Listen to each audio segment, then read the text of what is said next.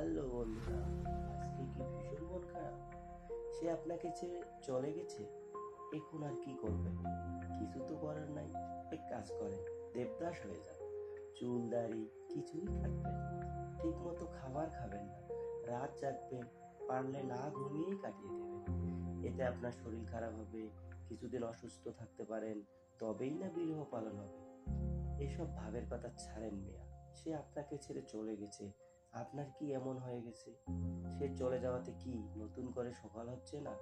আপনার হাতের ঘড়ির কাঁটা বন্ধ হয়ে গেছে, না একবারে সকাল হলে তার রাত হচ্ছে না আপনার জন্য সে যাওয়াতে?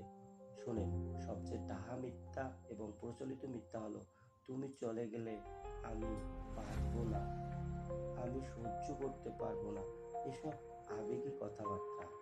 এসব কথা ঝেড়ে ফেলুন।